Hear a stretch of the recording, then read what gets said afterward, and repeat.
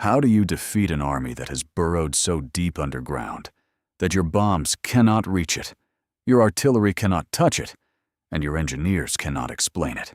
That was the question sitting on General Friedrich Paulus's desk in May of 1941, and the answer he eventually put into writing would quietly shatter one of the most carefully constructed myths of the Second World War. The German Afrika Korps had never been stopped. Not in Poland, not in France, not in Belgium or Greece. The blitzkrieg was more than a tactic. It was a psychological fact, a law of modern warfare that said superior technology and armored mass would always crush whatever stood in its path. Then it came to a desert port in eastern Libya, and it found something waiting for it that no quantity of panzer divisions and no weight of Luftwaffe bombs could dislodge. Stay with this until the end, because what happened beneath the limestone plateau of Tobruk did not just stop Rommel.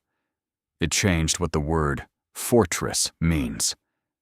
To understand the scale of what Rommel thought he was walking into, you first have to understand the scale of what he had already accomplished. By the spring of 1941, the German war machine had consumed most of the European continent in less than 2 years. Poland had lasted 27 days. France, which had spent 2 decades building the defensive fortifications of the Maginot Line, had lasted 6 weeks before surrendering in the same railway car where Germany had accepted its humiliation at the end of the First World War. Belgium, the Netherlands, Norway, countries with professional armies and prepared defensive positions, had folded within days of German contact. The British Expeditionary Force escaped through Dunkirk with its men, but almost none of its equipment, abandoning enough artillery, tanks, and vehicles to equip a full army. The blitzkrieg had never failed because it was built on a principle that had never been disproven. Momentum destroys morale faster than it destroys men, and a force that is always advancing cannot be psychologically defeated.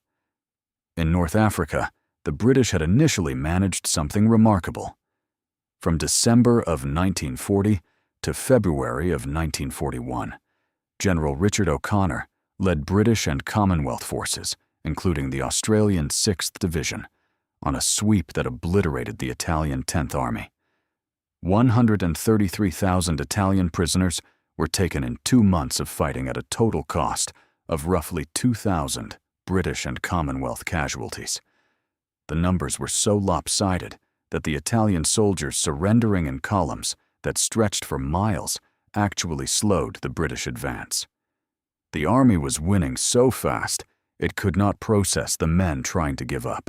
By February of 1941, the British had driven 900 kilometers into Libya and stood at the gates of Tripoli, poised to erase Italy's entire North African presence from the map.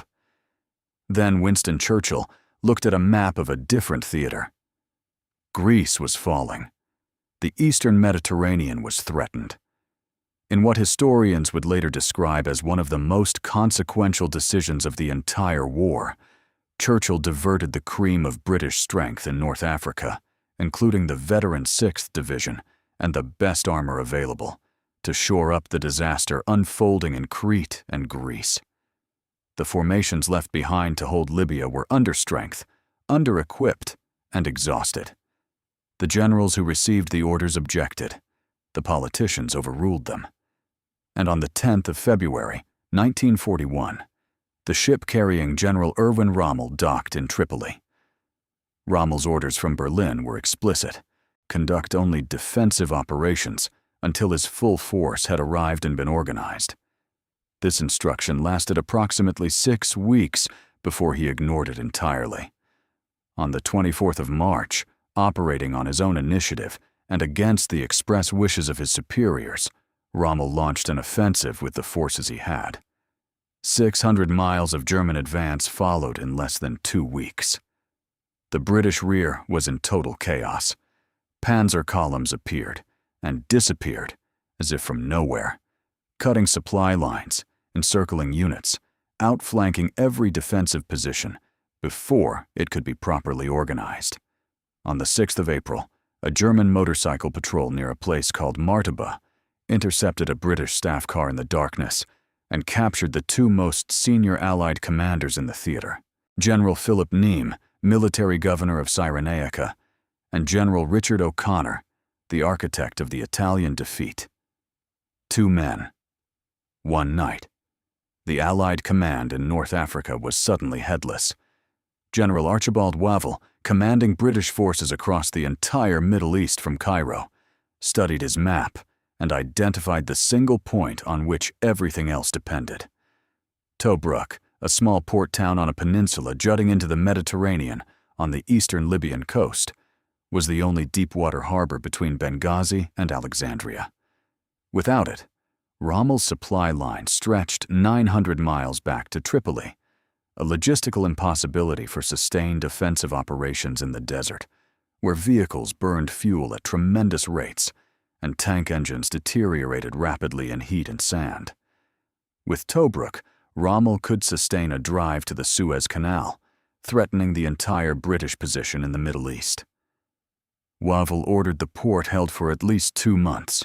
The 9th Australian Division, retreating from Derna along the coast road under constant German pressure, was ordered to pull back inside the perimeter. The 9th Division was, by any honest assessment, not ready for what was about to be asked of it.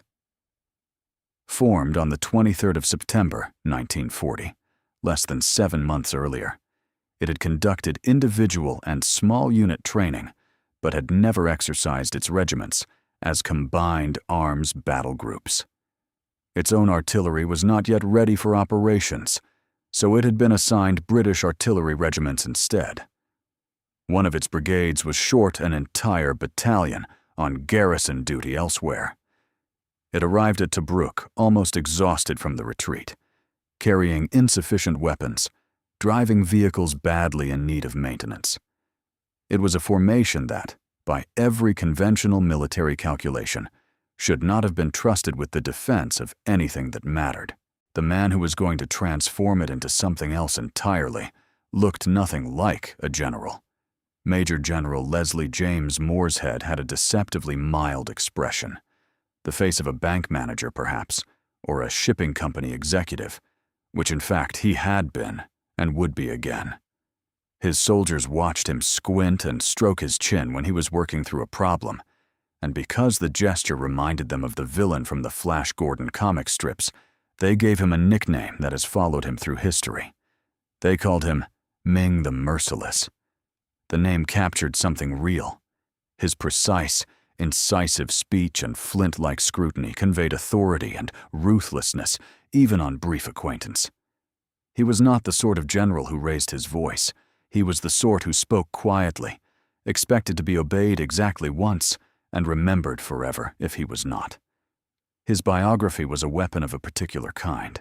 He had been a schoolteacher before the First World War, teaching at Melbourne Church of England Grammar School and commanding the school's cadet corps. When war came in August of 1914, he resigned and enlisted as a private. By the time his battalion landed at Gallipoli on the 25th of April, 1915, the first Anzac Day, he had been promoted to captain, and his unit made the farthest advance of any Australian formation that day. Serving on the Western Front under General Monash, he became, at 26, the youngest colonel in the British Army. He fought at Messines, at Passchendaele, and at Amiens, 6 times mentioned in dispatches. The Distinguished Service Order. He returned from the First World War and entered commerce.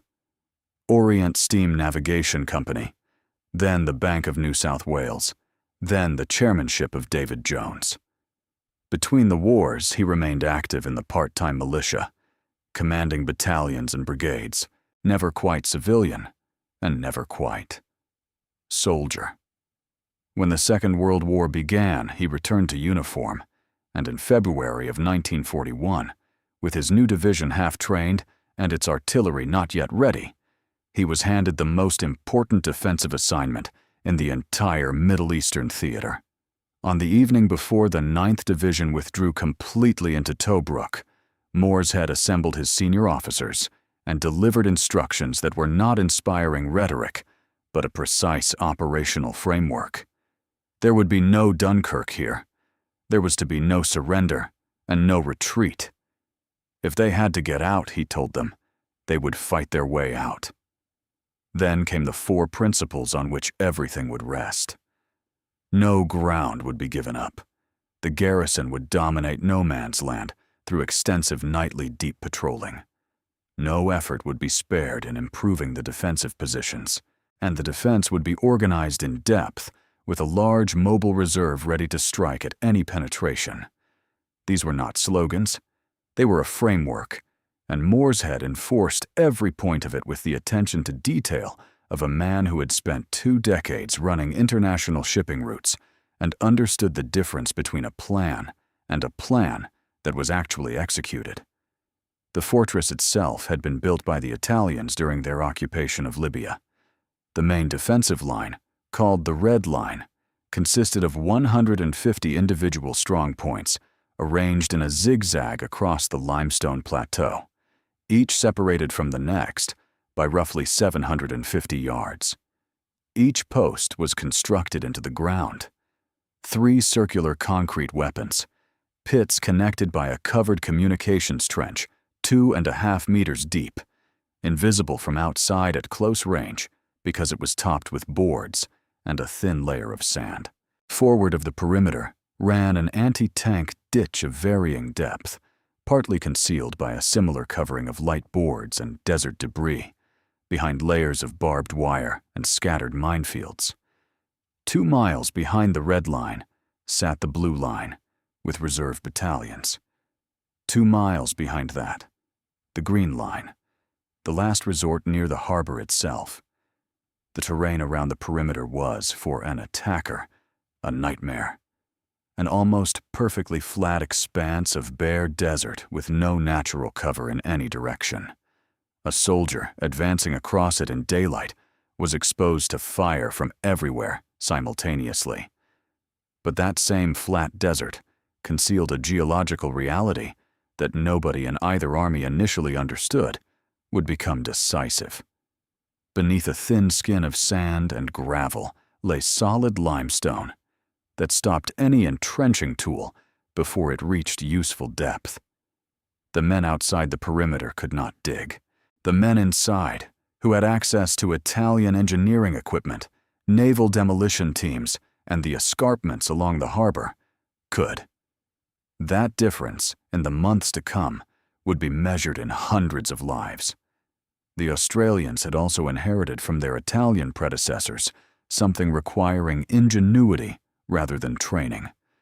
Scattered throughout the perimeter were captured Italian field guns in calibers of 75, 100, and 149 millimeters. Australian infantrymen, men with no formal gunner training, claimed these weapons, taught themselves to operate them from captured manuals and from whoever happened to know the most, and organized what became known as the bush artillery.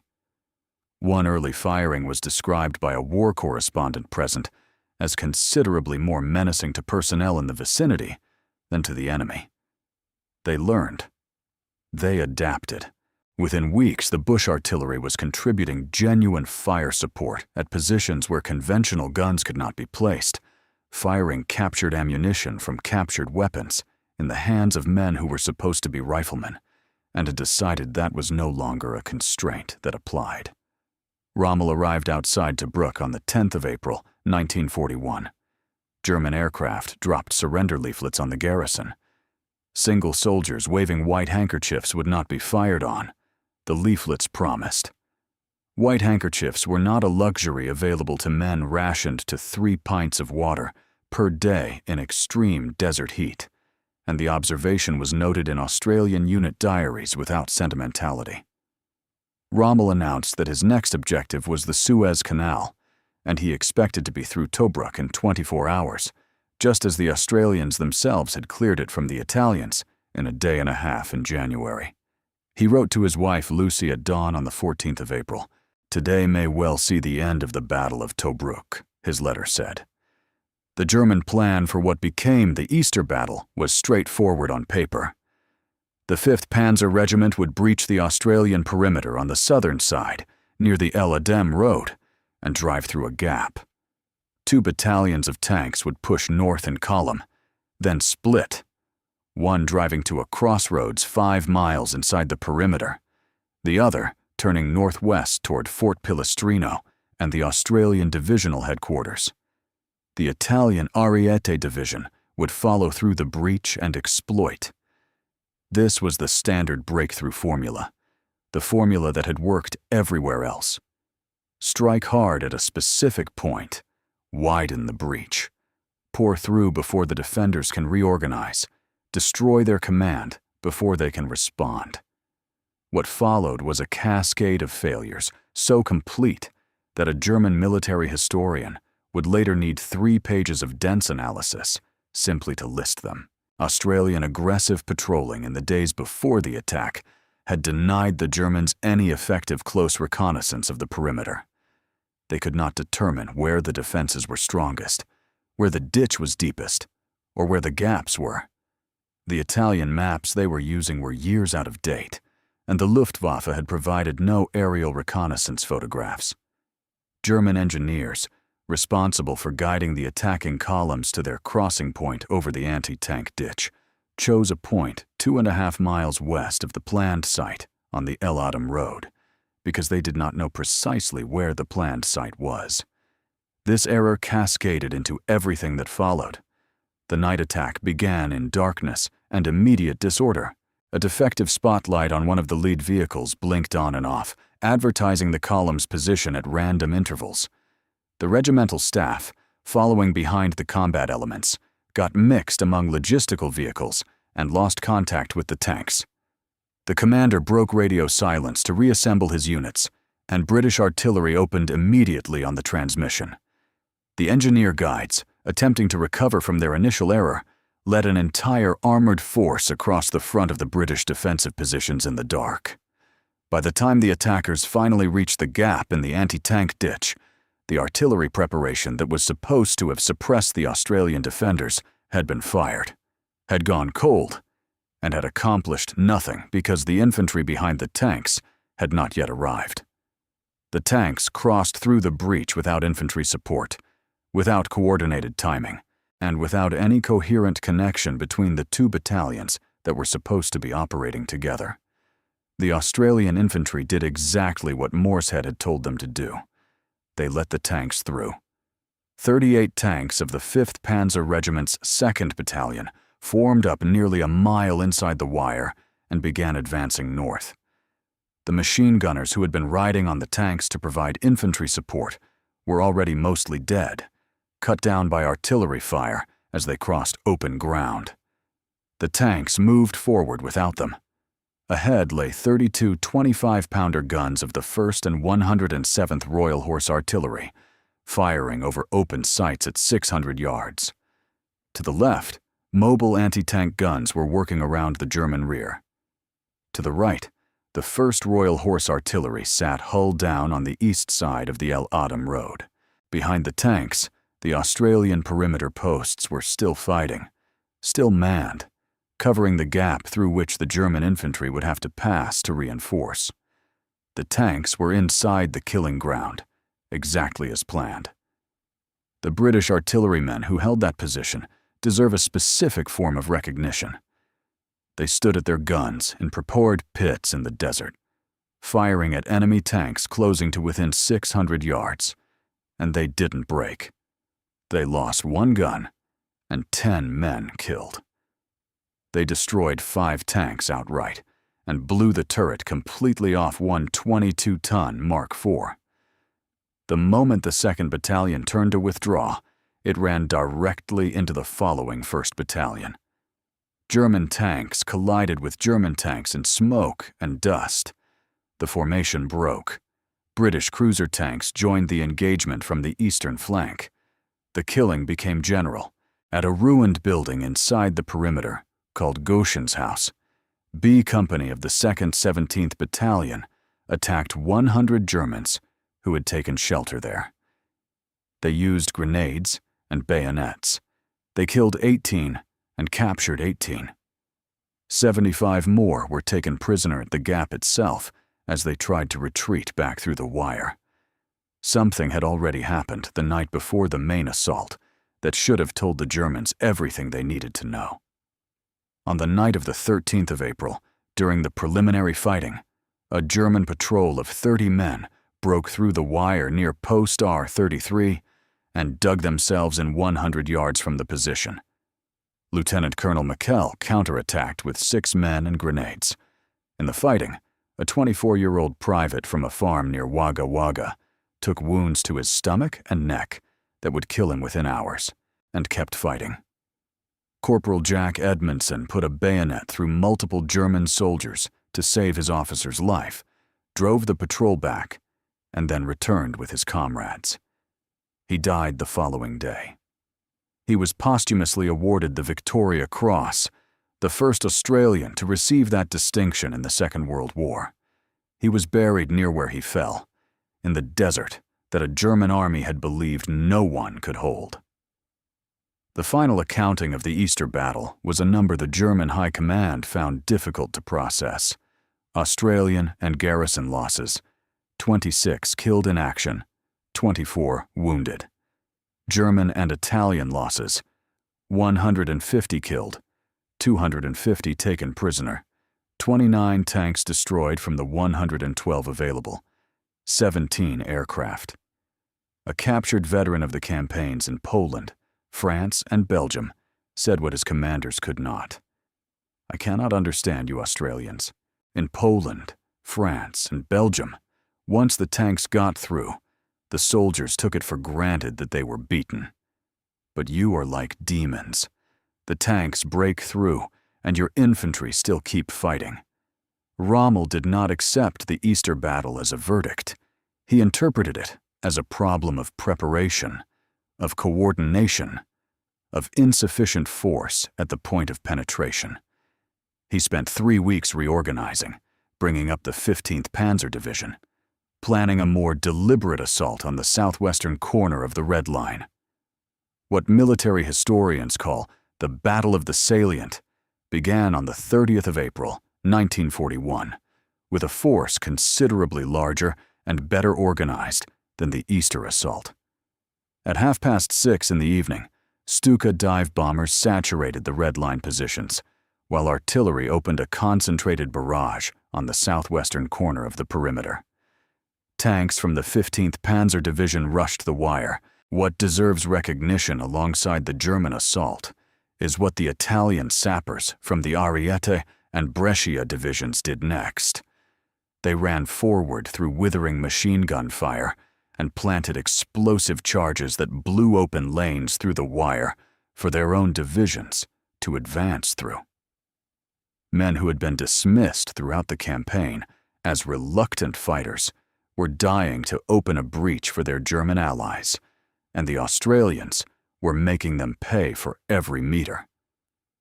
Rommel would later write that even the Australian wounded continued defending themselves, staying in the fight to their last breath. This was not propaganda. It was his operational assessment of men who were making his calculations impossible.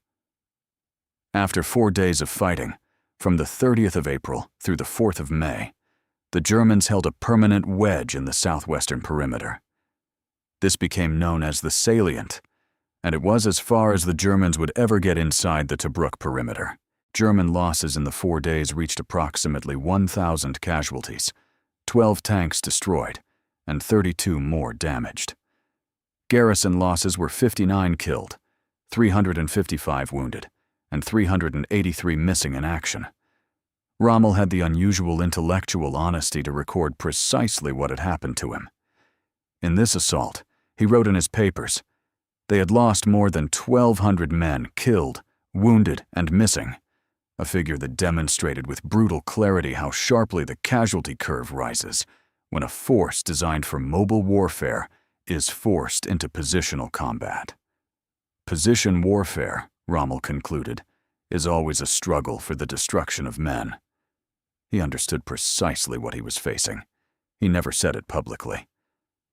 After the salient, Rommel placed 5 Italian divisions around the perimeter to maintain the containment and turned his mobile German forces east toward the Egyptian frontier.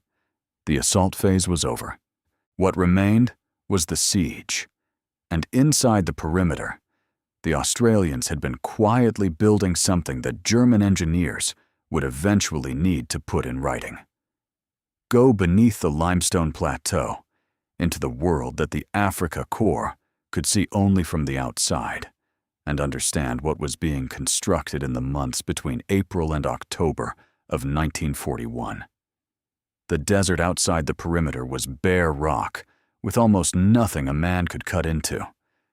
German infantry, attempting to establish field fortifications south of the wire, found the limestone layer stopped every entrenching tool before reaching anything useful. They were forced to lie motionless through the daylight hours in scorching heat, without overhead protection of any kind, tormented by clouds of disease, carrying flies that swarmed every exposed surface. Night brought cold that the desert produced with equal efficiency, temperatures dropping 30 degrees within hours of sunset. The sandstorms struck without warning, howling walls of grit that made it impossible to navigate, communicate, or do anything except endure. The men outside the wire could not dig. They could not build. They sat in the open and suffered through every hour that was not spent fighting.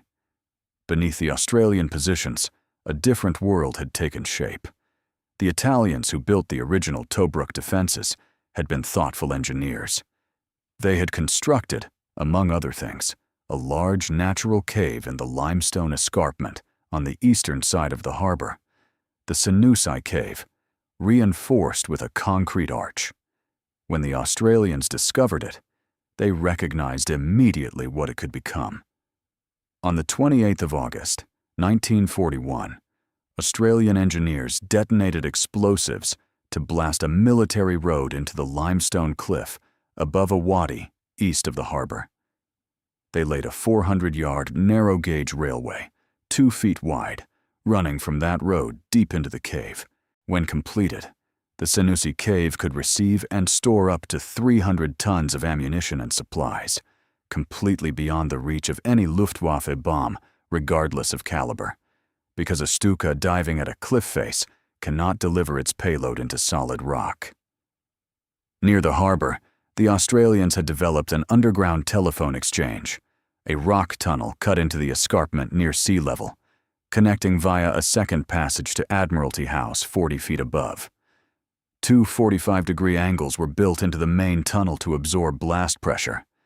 During air raids, naval ratings sat deep inside the rock, plotting enemy aircraft from reports transmitted down from the surface and directing defensive positions without any exposure to bombardment.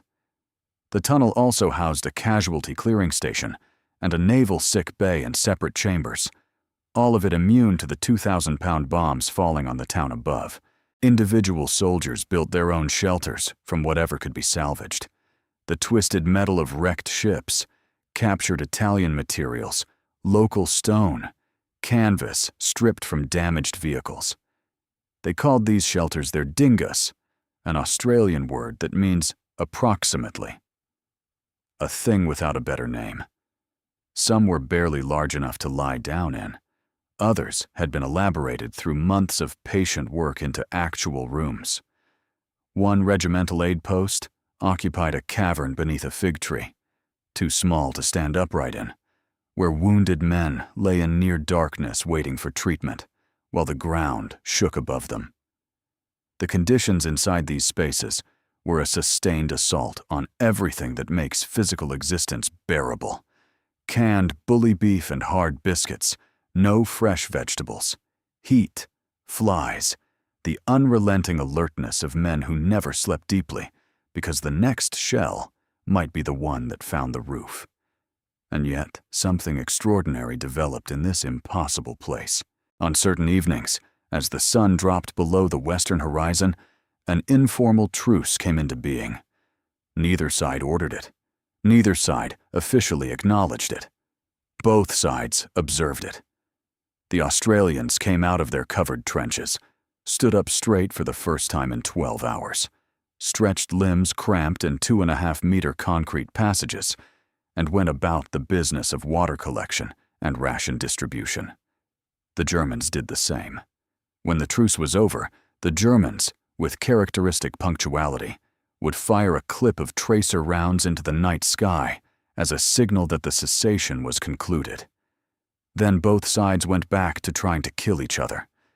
If one side displayed a Red Cross flag, medics could work in relative safety. The soldiers on the other side would continue firing at everyone else, but not at the stretcher bearers. This code was never written anywhere and was never formally agreed upon. It existed because both sets of men had reached the wordless understanding that wounded men must be able to leave the killing ground. A newspaper ran throughout the siege without interruption. The Tobruk Truth, produced by Lance Sergeant William Henry Williams, a Melbourne journalist who had exchanged his press credentials for a uniform, survived a 1,500-pound German bomb that destroyed the building it was printed in. It relocated, found a new press, and did not miss an edition. It reported news, ran sports results received by radio, and operated at least one Melbourne Cup sweepstake. William Joyce, American-born, Irish-raised, broadcasting for Nazi Germany in an upper-class English accent that had earned him the nickname Lord Haw Haw, opened his nightly English-language transmissions with a greeting specifically directed at the Tobruk garrison. "Good morning, you rats of Tobruk." He intended the word as humiliation, the image of men burrowing underground in filth, living like vermin in a hole that would eventually be filled. The Australians heard a different meaning. They were underground. They were dug in. They could not be removed, and they had no intention of leaving. Rats do not abandon their burrows under pressure. Rats dig deeper. Within weeks, the men of the 9th Division were calling themselves the Rats of Tobruk with an enthusiasm that baffled German intelligence, and Corporal Leslie Harold Dufton had spent several evenings using metal salvaged from a German bomber, brought down with captured German guns, to manufacture an unofficial medal bearing the likeness of a rat. When the official version was later made by a jeweler in Palestine, men wore it like the Victoria Cross, which was, in its own way, exactly what it was. The Navy kept them fed and supplied. The Royal Australian Navy destroyers assigned to the Tobruk ferry service were aging ships that the German propaganda had contemptuously called the Scrap Iron Flotilla, a name the sailors adopted with the same reflex that the soldiers had adopted the rat. These vessels sailed from Alexandria through waters prowled by submarines, hugging the Libyan coast under constant threat of air attack, arriving at the harbor in darkness, unloading in a furious race against dawn, loading the wounded and departing before the Luftwaffe could catch them in daylight. 2 destroyers were sunk, 3 sloops, and 21 smaller vessels across the duration of the siege. The harbor filled with half-sunken hulks that subsequent supply ships used as cover, shielding themselves from shore-based artillery behind the wreckage of previous losses. In Berlin, the casualty reports were arriving with a regularity that concentrated minds. The Afrika Korps had now been stopped for weeks, with losses past 1,200 and no significant territorial gain. More troubling than the numbers was what the intelligence picture was showing. The garrison was not deteriorating under siege conditions. It was not showing the morale collapse that theory predicted. It was, by several measurable metrics, actively improving its defensive network week by week. In early May, Berlin sent General Friedrich Paulus to North Africa to assess the situation. Paulus was not Rommel's subordinate. He outranked him, and his authority to observe, assess, and report directly to the High Command without filter was absolute. He reviewed the engineering assessments of the perimeter, studied the casualty ratios, spoke with field commanders, and examined what the Allied garrison had accomplished underground. On the 12th of May, 1941, he submitted his report to Berlin. The language was the measured prose of a professional staff officer, careful, impersonal, scrupulously factual. Sea communications between Italy and Libya needed reinforcement. Air and anti-aircraft units sent to Libya should be German rather than Italian. The army in Libya required ammunition, fuel, and food before additional personnel. Medium artillery and anti-tank gun crews should have priority over infantry replacements. Read literally, it was a logistics assessment. Read as military men read it, with the understanding of what such reports are permitted to say, and what they are not permitted to say directly. It meant something else entirely. The assault on Tobruk was over. The resources required to sustain another major attack did not exist in the theater. The infantry losses had already exceeded what was operationally acceptable. The garrison had turned the fortress into something the German engineering mind had no established formula for. A position that expanded its own defensive depth each week, manned by soldiers who emerged every night to conduct offensive operations in the darkness, burrowed below a plateau of limestone so solid that the heaviest bombs in the Luftwaffe inventory could not touch what lay beneath. The Paulus Report, in the careful language of German military bureaucracy, was a formal acknowledgement of what the Afrika Korps could not say aloud. They could not remove those men from the ground they occupied. This was the report the title promised. Not dramatic, not defiant. Precise, professional, and devastating in its implications. The siege had reached its structural conclusion. What remained was for the outside world to catch up. In the darkness, the Australians continued their work. Morshead had declared from the beginning that no man's land belonged to his men. And as the siege settled into its long middle phase, the patrolling campaign became something that exceeded anything the phrase suggested. On any given night during the active period, hundreds of Australian soldiers were simultaneously beyond the wire, moving through no man's land in the dark. Not dozens. Hundreds. Some were small reconnaissance parties navigating by compass and pace count toward a specific enemy position to observe and report. Others were fighting patrols of 10 to 20 men, armed with Bren guns, Thompson submachine guns, rifles, bayonets, and grenades, operating under the simplest possible orders. Do as much damage as you can without getting caught. Some went out before dawn and spent the daylight hours concealed in the desert observing German positions, then made their way back the following night. Throughout all of it, from April through October, the Australians controlled the darkness, and they never lost it. The navigation demanded by this work defied conventional military training. Moving in total darkness across featureless ground to a target a mile and a half away, finding it precisely, completing the mission, and returning, all without lights, all under the constant possibility of enemy contact, required a spatial intelligence that cannot be acquired from any training manual. It needed one man to hold a compass, bearing in his head, while another counted every pace, multiplying each step by stride length to calculate distance. Some men possessed a natural instinct for this kind of work that others could not develop regardless of effort. Sergeant Jack Weston, known as Tex, throughout the 2nd 48th Battalion, was from Apila in South Australia, where he had driven tractors before the war.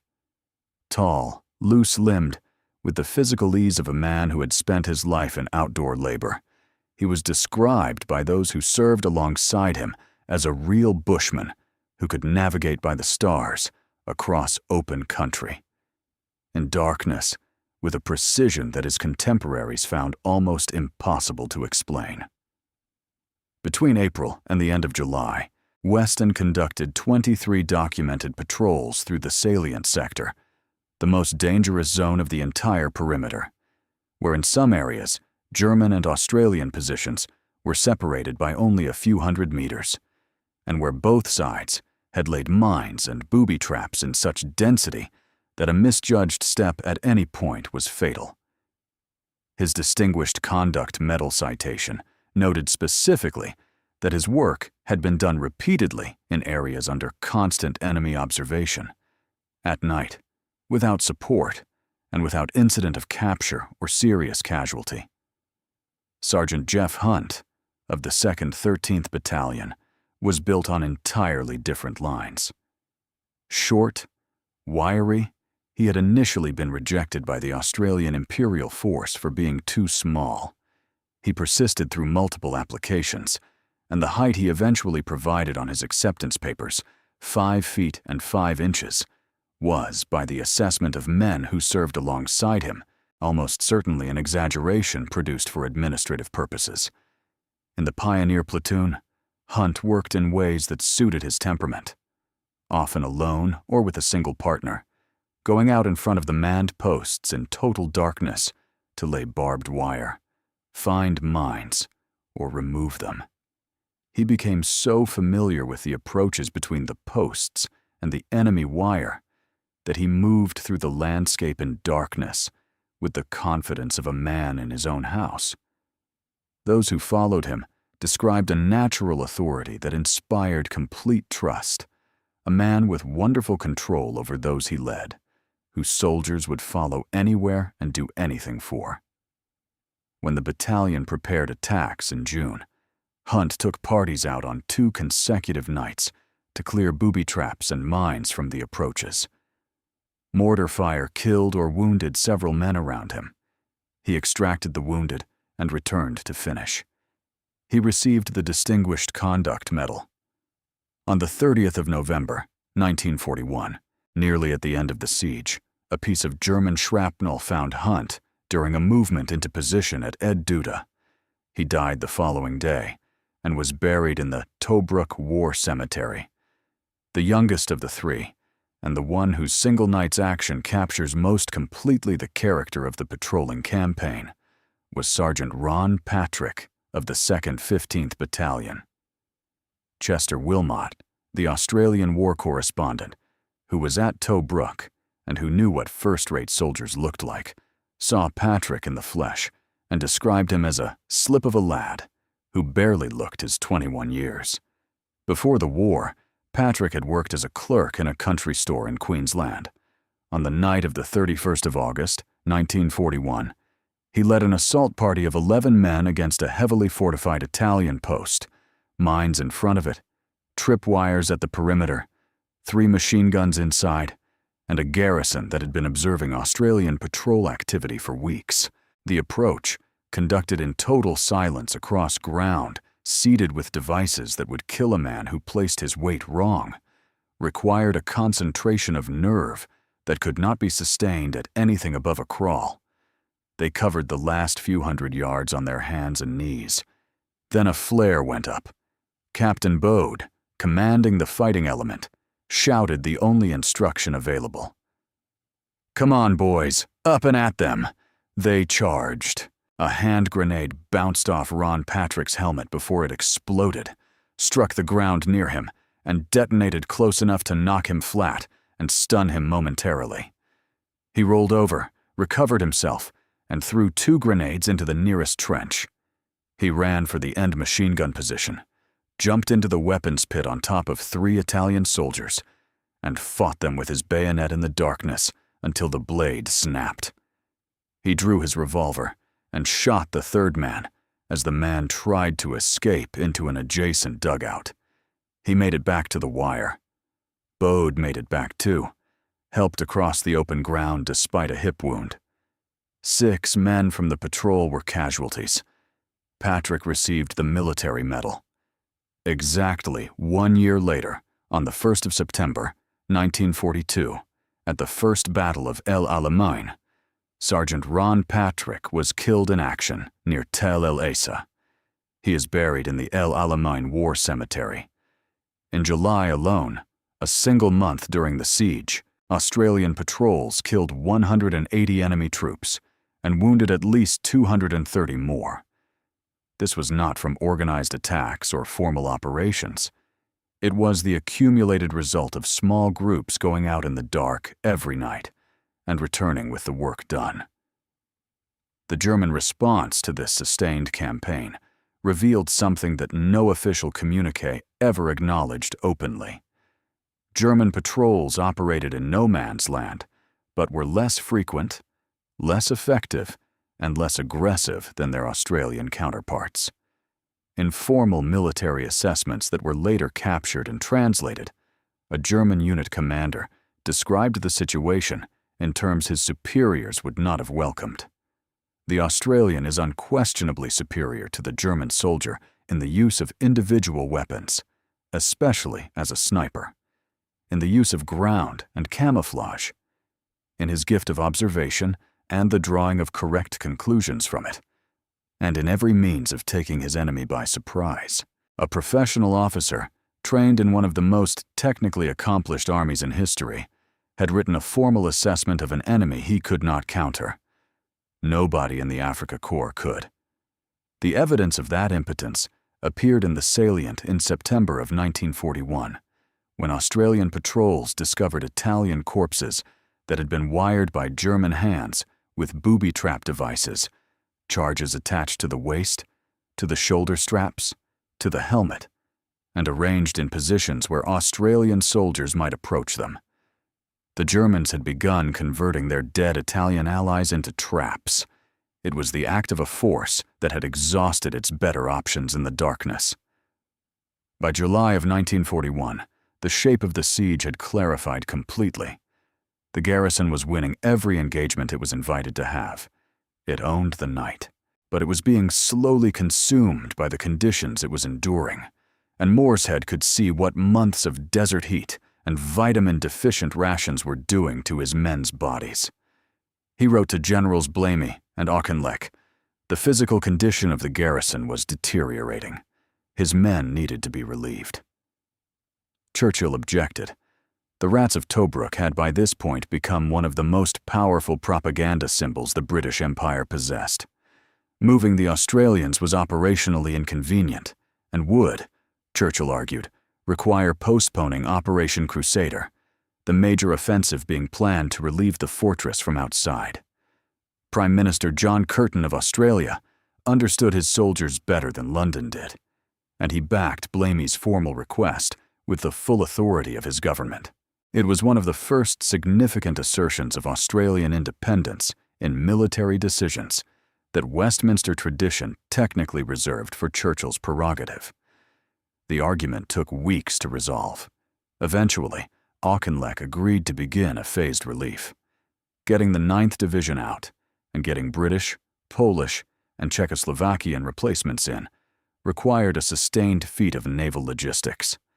The operations had to be conducted during moonless periods and completed without the German Air Force discovering the scale of what was happening. Starting in August of 1941, on nights when the harbor lay in maximum darkness, the destroyers of the Tobruk ferry service ran their most dangerous missions. They slipped into the harbor, unloaded troops and supplies, embarked the exhausted Australians who had been fighting since April, and departed before dawn. 2 months of this work, ship after ship, night after night, all of it under the constant possibility of submarine contact, air attack, and the shore-based artillery that never slept. By October of 1941, most of the 9th Division had been extracted. The one unit that could not be moved was the 2nd 13th Battalion, trapped when an intense period of Luftwaffe activity against the harbor made evacuation impossible. The battalion stayed through November and into December, fought at Ed Duda when German artillery caught them in the open at dawn, sustained serious casualties, lost Geoff Hunt, and finally walked out by road on the 16th of December, 1941. The last Australians to leave a siege they had held for 242 days. Morshead had departed on the 22nd of October aboard HMS Endeavour. Before sailing, he unveiled a memorial to the garrison. His men, the survivors of 6 months of desert siege, greeted him with the 9th Division's characteristic cry. He walked onto the ship and sailed to Alexandria, having kept every promise he had made on the evening before the siege began.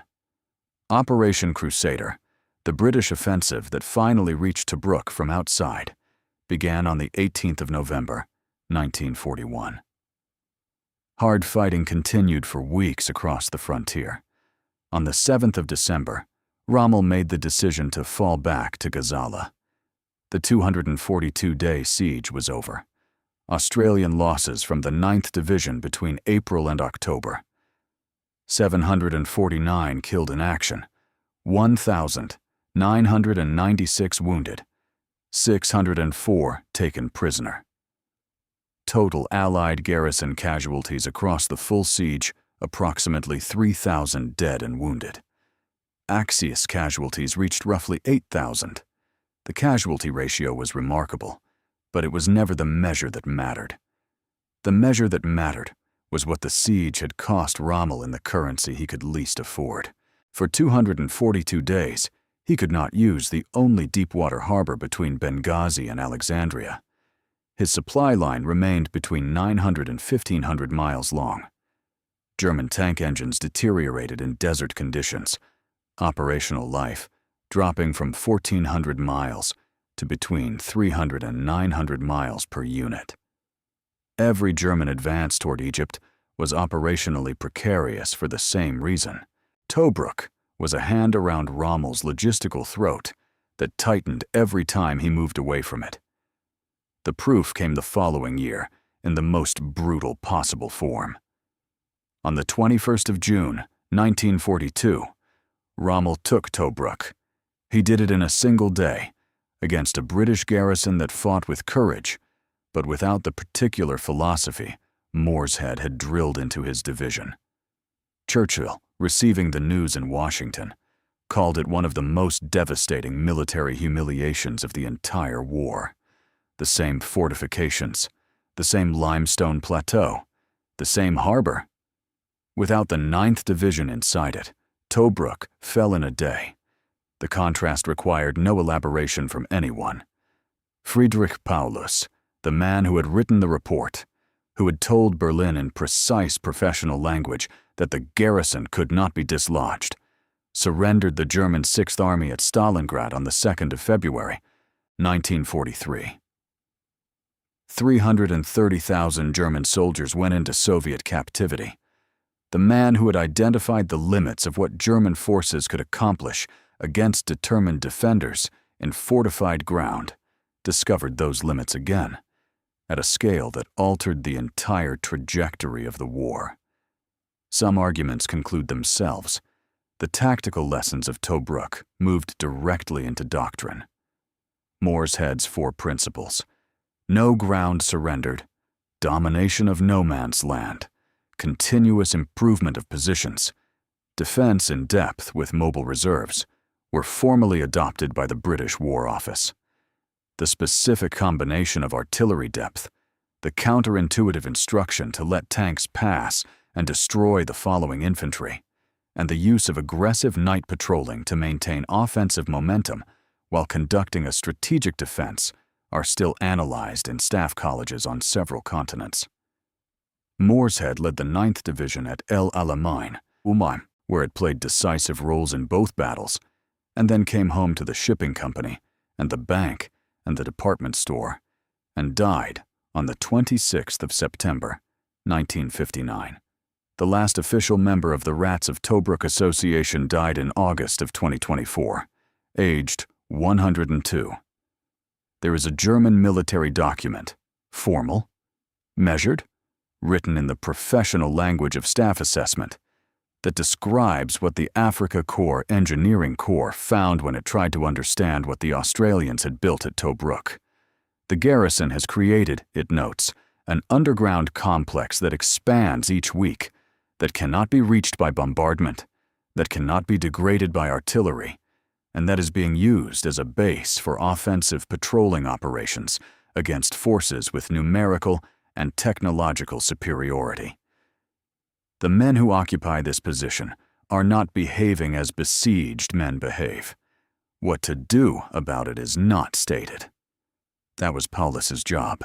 His answer, written on the 12th of May, 1941, required only 1 page, and said, in the language that military bureaucracies use when they must say something they cannot say directly, "Stop. You cannot get them out. The white stones in the Tobruk war cemetery stand in the desert where Jack Edmondson and Geoff Hunt and the soldiers who fell with them are buried." Somewhere below the plateau, the passages that Australian engineers blasted into the limestone still run in the dark. The angles in the tunnels, the chamber where the telephone exchange sat, the entrance to the Senussi cave. They are not used for anything now. They are simply there, as they have been since 1941, because limestone does not forget what was cut into it. The men who held that ground did not do it for the monuments or the footnotes, and the official histories gave them mostly footnotes. They did it because a slight-built general from a shipping company told them no man's land would be their land, and they went out in the dark every night and proved it was true. If this story deserves to be remembered beyond the footnotes where it has spent most of the last 80 years, share it with someone who has never heard it. The rats were down there. They kept digging. They did not come up until they chose to.